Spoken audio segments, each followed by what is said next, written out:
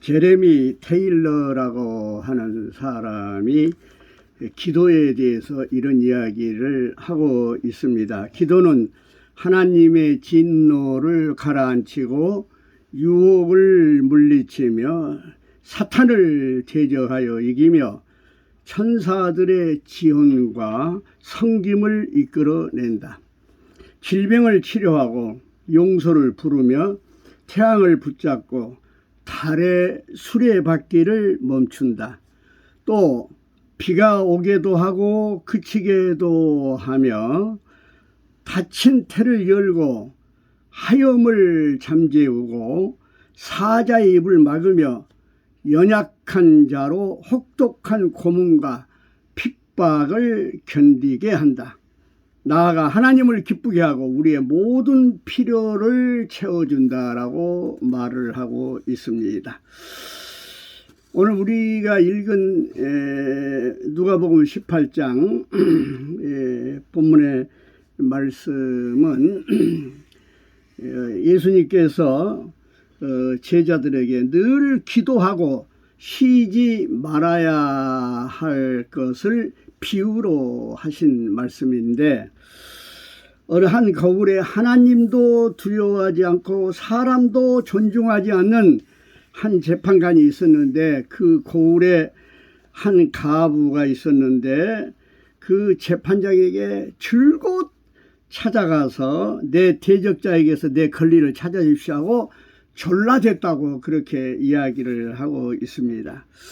처음에는 이 재판관이 이 가부의 졸라됨을 무시해 버렸는데, 하루 이틀이 아니고 날마다 졸라대니까 속으로 생각하기를, 내가 이 가부의 권리를 찾아 주어야 되지 않겠느냐. 그러지 않으면 내가 견디지 못하겠다. 그렇게 이제 생각을 하고 마침내 그 가부의 그 적대자로부터 권리를 찾아줬다고 하는 이야기인 것입니다.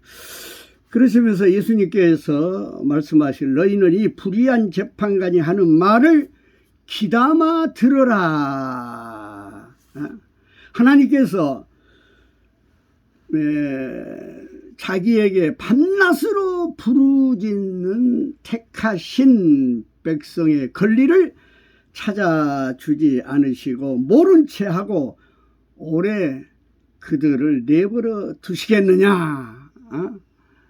그렇게 말씀을 하고 있는 것입니다. 참으로 이 여인은 절망적인 상태였습니다. 그러나 이 여인의 끈질김이 마침내 절망을 희망으로 길어내고 성공의 조건이 전혀 없는 곳에서 성공을 이끌어낸 것 아니겠습니까? 그렇습니다. 포기를 모르고 불굴의 기도가 다른 것이 모두 실패한 곳에서 성공한다는 사실을 이보다 더 강하게 보여주는 경우는 없을 것입니다. 그러면 우리가 항상 기도하고 낙심하지 말라고 말씀하셨는데도 불구하고 우리가 그렇게 항상 기도하지 못하고 낙심한 이유는 무엇일까요? 몇 가지 이유가 있는데, 그 첫 번째는 스스로를 자포자기 하기 때문에 그런 거예요. 곧 나는 자격이 없는 사람이다. 내가 이렇게 하나님 앞에 부르질 자격이 있냐. 그렇게 스스로 자포자기를 한 거예요. 그래서 기도하지 아니하고, 또 두 번째는 내가 당하고 있는 환난이 너무 지나치기 때문에 도대체 숨쉬기조차도 힘든 그런 환난 속에 내가 사로잡혀 있기 때문에, 그래서 아예 절망하고 많기 때문에 기도하지 않는다는 이야기죠. 그러나 여러분, 히브리 격언에 그런 말이 있어요. 앞, 뒤, 옆이 막히면 위를 쳐다보라. 기도는 뭐예요? 위를 쳐다보는 것입니다. 내 환경이, 내 여건이 꽉 막혔다 할지라도 위를 쳐다보는 것입니다. 한 감옥에 두 사람이 갇혀 있었다고 그래요. 근데 한 사람은 창틀, 그 감옥 창틀 넘어 땅만 봤다고 그럽니다. 어떻게 하면 내가 다시 저 땅을 밟을 수 있을까 하고 밑에 땅만 쳐다봤는데, 한 사람은 그 창틀을 통하여 하늘을 쳐다보고 생각을 늘 했다고 합니다. 그 결과가 어떻게 됐느냐. 땅만 쳐다본 사람은 절망의 늪에 빠져가지고 그만 그가 옥사하고 말았다 합니다. 그러나 하늘을 쳐다보고 뭔가 희망을 꿈꾸었던 그 사람은 결국은 이제 옥에서 풀려나와서 행복한 인생을 살 수가 있었다는 이야기가 있습니다. 그렇습니다. 우리가 앞뒤가 꽉 막히고 옆도 도도치 막혀 있을 때는 위를 쳐다보아야 할 것입니다. 세 번째로, 하나님이 나를 버렸다는 생각을 하기 때문에 항상 기도하지 않는다는 이야기입니다. 왜냐하면 내가 사실은 오랜 기간 동안 기도를 했는데도 응답되지 않기 때문에 그만 지쳐버린 거예요. 그래서 하나님은 나를 버렸다, 이런 생각을 하기 때문에 기도를 포기한다, 그 말입니다. 그런가 하면 네 번째는 교만 때문이라고 그렇게 이야기를 하고 있습니다. 이 세상 보니까 안 믿는 사람들이 더 잘 된다, 그 말이에요. 그러니 말이지, 기도할 용기가 안 난다는 이야기죠. 그래서 성경은 뭐라고 이야기합니까? 악인의 형통을 부러워하지 마라. 악한 자에게는 평강이 없느니라. 그러므로 우리들의 믿음의 확신이 있어야 되는데, 대체적으로 믿음의 확신을 5가지로 이야기합니다. 우리가 신앙생활하고 믿는다고 하면은 이 5가지의 확신이 있어야 된다고 합니다. 첫째는 뭐냐? 구원에 대한 확신이 있어야 됩니다. 나는 이 세상 끝나면은 하늘나라, 주님의 나라에 간다, 천국 간다는 구원에 대한 확신이 있어야 합니다. 두 번째로 임마누엘에 대한 확신이에요. 임마누엘은 뭐예요? 하나님이 나와 함께 하신다. 내가 어떤 처지에 있든지, 내가 어디를 가든지 하나님은 나와 함께 한다. 그게 있어야 된다. 세 번째는 뭐냐? 기도 응답의 확신이 있어야 한다. 내가 기도하면 반드시 응답이 된다 하는 기도 응답의 확신의 믿음이 있어야 된다는 이야기입니다. 네 번째는 뭐냐면 천국 소망에 대한 확신이 있어야 돼요. 이 5가지, 첫 번째, 마지막 5가지는 뭐냐면 이 복음이 전파되면은 그 말이에요. 변화가 일어난다고 하는 그 확신이 있어야 된다. 이 5가지, 이 5가지에 대한 믿음의 확신이 우리에게는 언제든지 있어야 된 것입니다. 다시 한번 중요한 것이기 때문에 말씀을 드려본다 하면은, 우리는 구원에 대한 확신, 두 번째는 임마누엘에 대한 확신, 세 번째는 기도 응답의 확신, 네 번째는 천국 소망에 대한 확신, 그리고 5번째는 복음의 변화에 대한 확신. 이것이 우리에게 꼭 있어야 합니다. 자, 오늘 이 본문의 말씀의 내용은 기도 응답에 대한 확신을 우리에게 주는 말씀일 것입니다.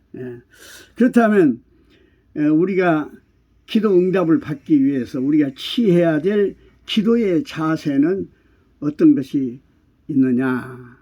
첫째로 오늘 이 본문 말씀에 보면 이 가부가 그 재판장을 자주 찾아갔다고 3절에 이야기하고 있습니다. 네? 그렇습니다. 기도의 지속성, 포기하지 않는 기도의 지속성을 여기서 말하고 있는 거예요. 네. 그래서 바울 사도도 그런 이야기 했잖아요. 쉬지 말고 기도하라. 네. 기도의 확실한 지속성을 가지고 있다. 두 번째로 나의 적대자로부터 나의 권리를 찾아주십시오. 그렇게 이제 재판장에게 이야기하고 있지 않습니까? 그것은 목적이 분명해야 된다. 기도의 목적이 분명해야 된다. 주원부원하지 말라고 해서 기도의 목적이 분명해야 된다.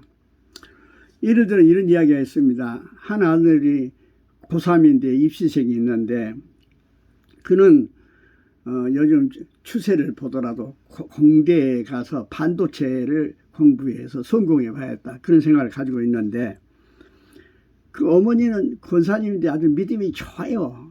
그래서 세상에 가장 선하고 좋은 직업이 있다면 그것은 목사가 되는 일 아니냐. 천하보다 귀한 영혼을 구원하니까. 그래서 어머니는 신학대학에 가가지고 목사 되기를 하나님께 기도합니다. 그 아버지는 뭐냐, 의사예요. 그러니 내 아들이 나의 기업을 물려받아야 되지 않겠느냐. 그래서 아버지는 이 아들이 의과대학에 가서 의사가 되기를 바랬다는 이야기예요. 그 우스갯소리로 하나님의 비서가 어느 기도를 하나님에게 가져갈지를 모른다 하는 이야기가 있는 거예요. 예. 그래서 우리가 중보기도를 하든지 통성기도로 할 때 중요한 것은 뭐냐면 기도의 목적을 분명하게 목적이 분명한 기도를 해야 된다고 하는 이야기일 것입니다. 그래서 일찍이 유명한 주석가 바클레이는 오늘 이 본문을 한마디로 해석할 때 뭐라 하냐면 그 가부의 무기는 집념이었다.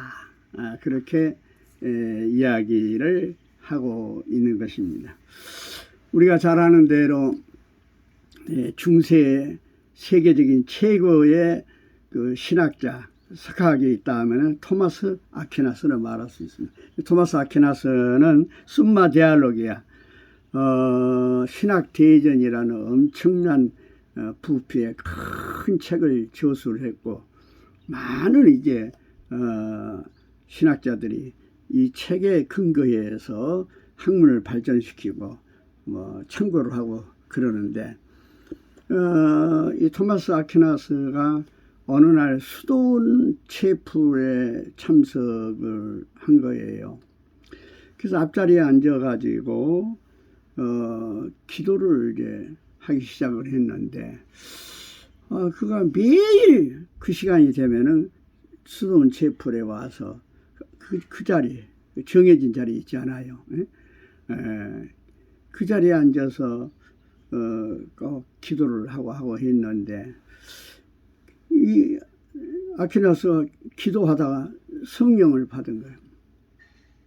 성령을 받고는 아주 바울이 말한 대로 삼층천을 보게 되고 하나님의 영음을 듣게 되고 말이죠. 예.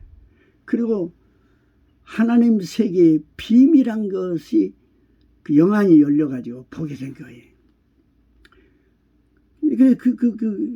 기도의 놀라운 체험을 한 것입니다. 기도의 맛을 그렇게 안 것이죠. 그래서 매일 그런 그 자리에 와서 기도하면서 깨닫는 게 뭐냐. 내가 저술한 숨마 대아로기와 신학대전 이것은 희지 쪽에 불과하구나. 참 부끄럽기 짝이 없다. 그렇게 자랑스럽게 생각하고 그 책에 대하여서 말해요. proud of 그 책에 대한 아주 그 어떤 자존심이 대단한 사람이었는데, 예? 그런데 기도를 통하여 하늘의 세계를 보고 비밀한 세계를 보고 주님의 음성을 듣고 보니까 자기가 그동안에 학문적으로 연구해가지고 공부해서 써놓은 이 책이 정말로 가치가 없는 거예요. 그래서 그 책을 그냥 던져버린 거 아닌겠습니까? 그리고 매일매일 나와서 그 수도원 채플 그 기도 자리에서 기도하다가 꼭 1년이 된 때에 그가 기도하는 그 자리에서 그 영혼이 천국에 간 거예요. 자, 얼마나 아름다운 그 인생의 어떤 신앙의 결말을 가져온지 모르겠습니다. 내가 사실 오늘을 은수교회에서 설교를 안 해요. 왜냐하면 전주 애복교회 그 설교 요청을 받아서 거기에 설교하러 가는데, 그래도 이 유튜브 우리 교인들이 있지 않아요? 그래서 유튜브 교인들이 유튜브 열어보고 안 나오면 굉장히 섭섭할 것 같아서 제가 제 서재에서 이번에 제가 E.M. 바운주라고 하는 사람이 쓴 책 기도는 강하다 하는 그 책을 읽고 굉장히 감동을 받아가지고 그래서 기도의 집념을 다시 한번 가져봐야 되겠다, 그런 그 각오를 가지면서 이 설교를 준비한 것을 오늘 말씀을 드린 겁니다. 그렇습니다. 기도는 영혼의 호흡이라 하지 않습니까? 흔히 말하기를 호흡이 없는 사람은, 죽은 사람이 호흡이 없잖아요. 예? 예. 옛날에 왕이 승하하면은 말이죠, 어이가 가가지고 아주 얇은 창지를 코앞에다 이렇게 대보지 않습니까? 그 움직이지 않으면 왜냐, 옥체를 만질 수가 없으니까, 진맥을 하고 만질 수가 없으니까 그런 방법. 숨 쉬지 않으면 죽은 거예요. 마찬가지죠. 우리의 영적 사람, 영적 사람이 건강한 사람이 되려면은 숨을 잘 쉬어야 되지 않겠어요? 기도의 집념을 갖고 나아가야 될 줄로 믿습니다. 그리고 여러분의 지금 신앙의 문제, 인생의 문제, 자녀의 문제, 여러분의 건강의 문제, 모든 문제, 아까 제가 처음에 제레미 테일러의 기도는 하면서 그 내용을 좀 말씀드렸잖아요. 이 내용 가운데 여러분의 문제는 하나가 꼭, 그 문제는 이 내용 가운데, 제가 처음에 말씀드렸던 그 내용 가운데 어디인가 해당이 된다고 볼 수 있겠습니다. 그래서 여러분이 그 집념의 기도를 통해서 여러분의 신앙과 인생의 문제가 해결되고 축복을 받기를 주의 이름으로 축원합니다. 감사합니다.